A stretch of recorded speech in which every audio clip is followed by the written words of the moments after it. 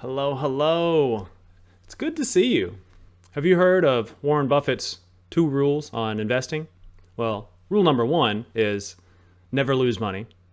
And rule number 2 is don't forget rule number 1.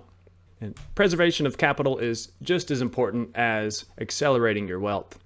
And it all comes down to the strategy. My name is Tommy Brandt. I'm with TEB Capital Group. We invest in commercial real estate assets with a primary focus on apartments. And speaking of strategy, today we're going to be talking about 3 strategies for investing in apartments. Let's get started.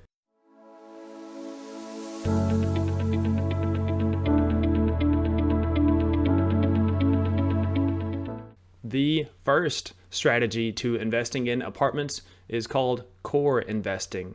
This is typically an asset that is already stabilized. Think of an A-class apartment complex that is a high-end asset with high-end amenities. You typically have a high-income tenant base in a very desirable market. This is where you typically get some cash flow with a little bit of appreciation. It is low-risk investing with low to moderate returns, but it is a safe place to invest capital. Typically, the investors here are more institutional investors that are looking for a low risk channel to invest their capital in a multifamily asset. Moving on to the second investment strategy in apartment complexes is called value add. This is where we are taking a mismanaged asset, something with a lot of potential, and transforming it into its highest potential asset. And it's called value add because there would be an opportunity to add value through the net operating income of the property, or NOI for short, through interior renovations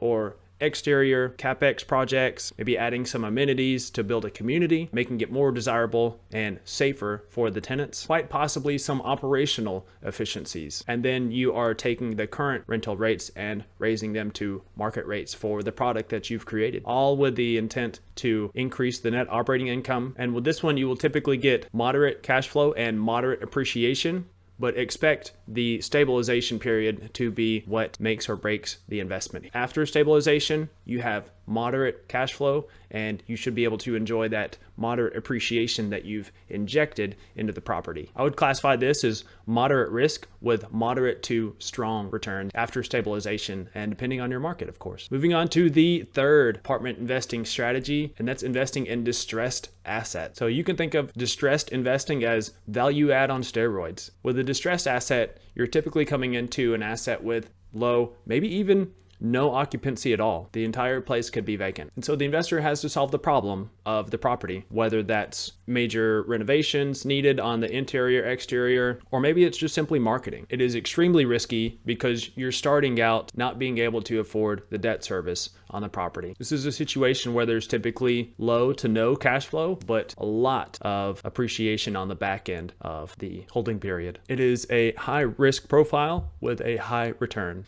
And that is 3 investment strategies for investing in apartments. The last thing you really need to know here is that you need to match your investment strategy with the team that you're cultivating to investing in apartments. So marrying the partners with the experience of these strategies with the investors that have that appetite for risk is a little bit of an art.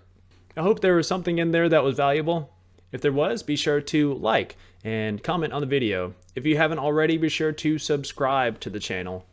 And if there's someone in your network that you think this video would add value to, you have my permission to share the video with them. And if you're like me and you enjoy real estate investing, then feel free to check out the other videos on this channel. Thank you so much for stopping by. Have an amazing day. We'll catch you on the next one.